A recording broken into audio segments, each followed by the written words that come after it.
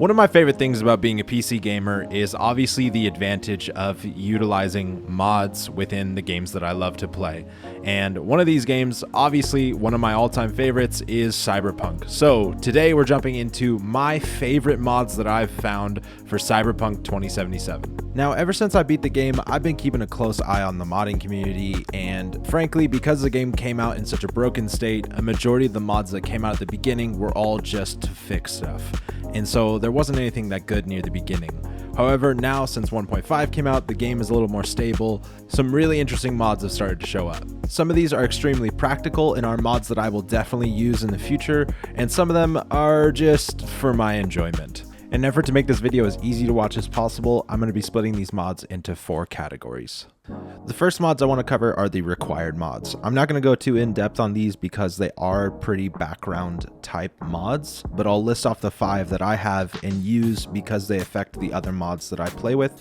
It is Red Script, Cyber Engine Tweaks, Cyberpunk Texture Overhaul, Appearance Menu Mod, and Cyber Vehicle Overhaul. The vehicle one helps with vehicle handling, making it a little bit better and easier, while also giving you access to a bunch of other mods that I'm about to show. The Appearance Menu Mod by itself allows you to scan items in the world and be able to do certain things to them. Basically, all it does is allows you to change the appearance of items within the game, such as cars, even people, and a lot of mods take advantage of this ability. Cyber Engine Tweaks adds a console into the game, allowing you to input things and, make yourself an instant millionaire if you want. It also is required for a lot of these mods up above to implement and have their own menus that work with them.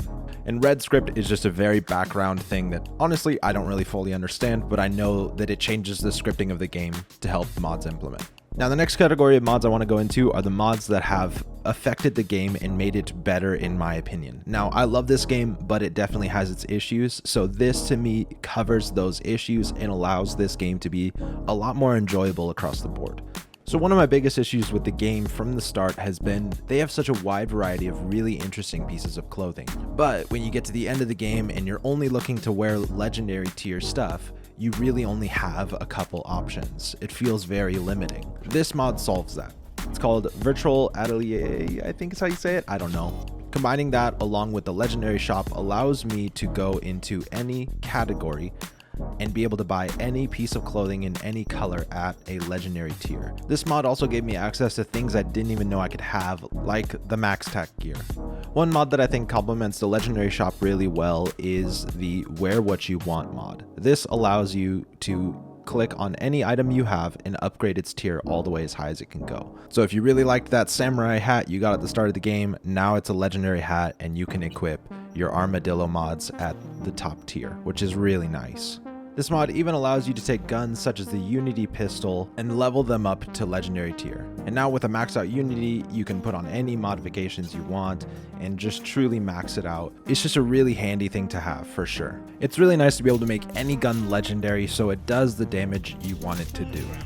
Next mod is True Hidden Everything. True Hidden Everything allows you to make pieces of armor hidden off of your character, which I really like because I didn't like wearing helmets, so now I can just make it hidden but still get the stats from having it equipped. There's a lot of mods that do this, but this one was definitely the easiest to use. The fact that it came with buttons that you can just click to instantly hide a piece of armor.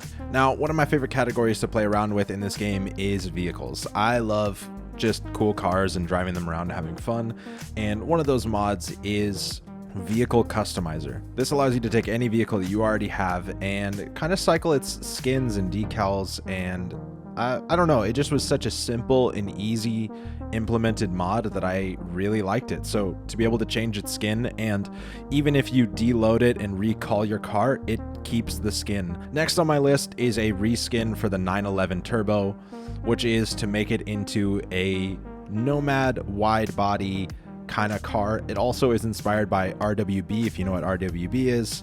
It's just really cool looking in general, in my opinion.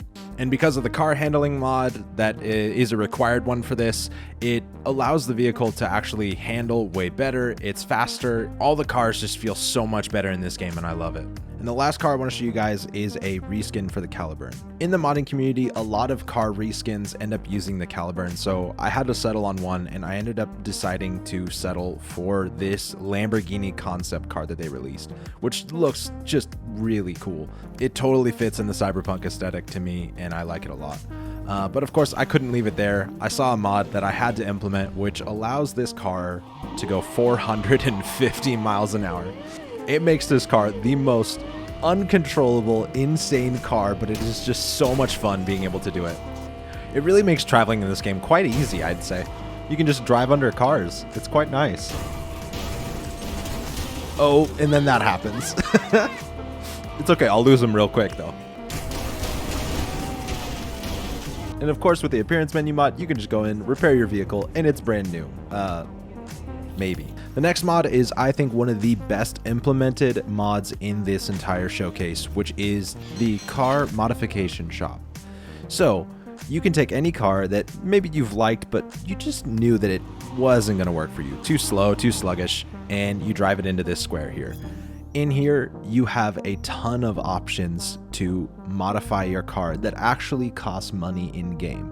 So being able to go down the list, add all the stuff you want to do, and you can go absolutely insane with all of this stuff.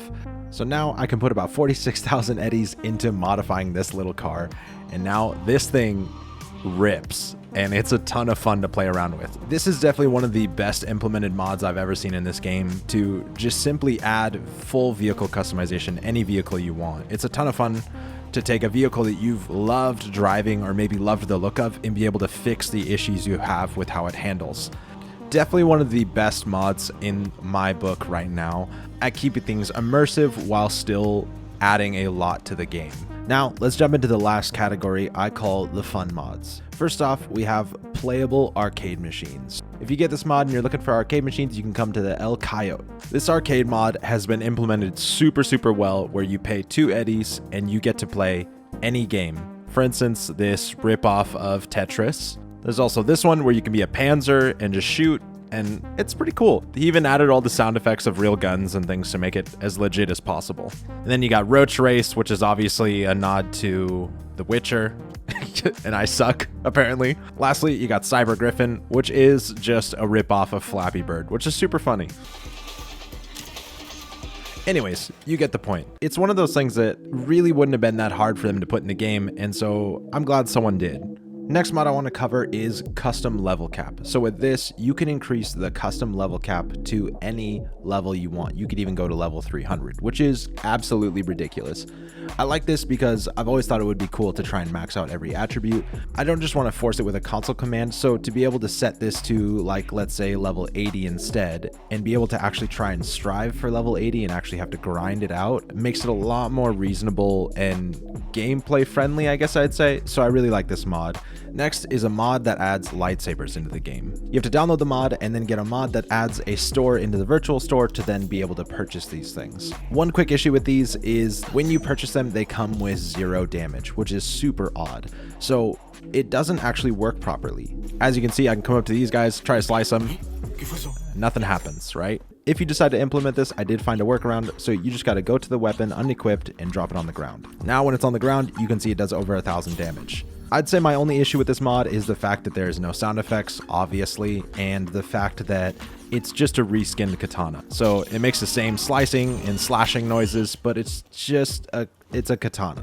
It looks really cool, don't get me wrong, but I don't know. I was hoping for a little bit more than this. I think one of my biggest complaints with the modding community of Cyberpunk right now is the fact that a lot of stuff is just reskins. There's no custom one-offs or anything like that. It's all just reskins of items we already have. So the gameplay never changes. I would have loved to have seen a katana with an absurd amount of thermal damage and then maybe change all the sound effects on it. I don't feel like it would have been that hard, but who knows? I'm not a modder. Wait. What's up with the moon? Next on my list of fun mods is the free fly mod. So with this, you just set it up to a key binding with Cyber Engine tweaks, and I'm able to now go into a no clip and free fly mode. There's a couple quirks with it, like the fact that it jitters unless you turn up the advanced settings and you turn on constant TP and you turn down the teleport delay. With those two settings adjusted, now it's all buttery smooth, but I can't turn left and right at all. As you can see, I'm trying to turn left and right, it just won't let me. So there's some quirks with this for sure. There's a point where you can find a happy medium to where you can't turn while you're moving, but if you stop moving, you can turn. It's kind of wonky, but I mean, you can get some cool shots with it, so I like it. One really cool thing that this mod allows you to do is if you want, you can go outside of your apartment.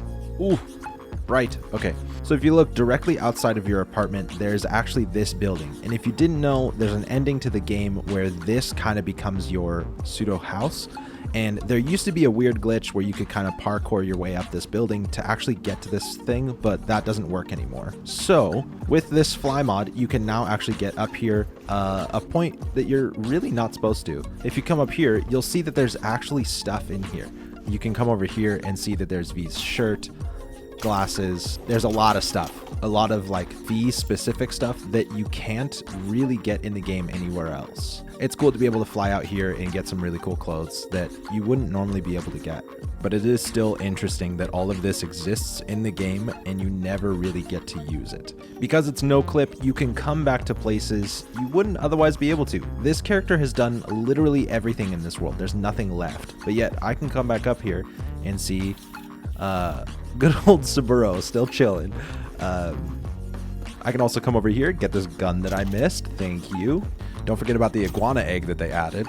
And also, I don't know why I'd want it, but Yorinobu's stuff. And I'm guessing the game really doesn't want me up here because of this. But also, ooh, okay, I can't see anything. You can see right here, I missed Satori in my play through. So to be able to grab that is kind of nice, even though I can't see anything. So yeah, the fly mod's an interesting one, and it's really fun to play around with. So one mod I do want to re-mention is the appearance menu mod. So this, a majority of the time, is just to kind of like swap items or decor items and random things like that. But it does have a spawn menu, which is absurdly fun to be able to just go down and maybe NCPD spawn in like Barry, and there's Barry. I don't know why I spawned Barry, but I did. But one of my absolute favorite things is under the vehicles tab. You can kind of spawn in the basilisk.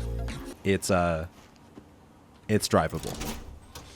So now you can just, you know.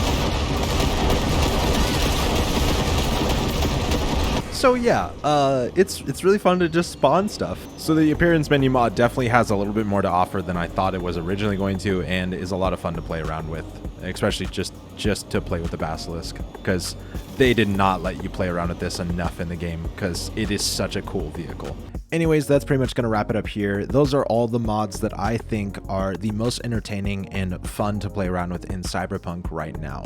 Obviously, I think there's a lot of room for more entertaining mods, more custom one-off, not just reskins.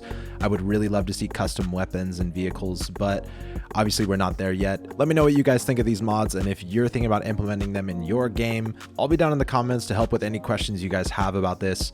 Anyways, thanks for watching, and I'll see you guys in the next one.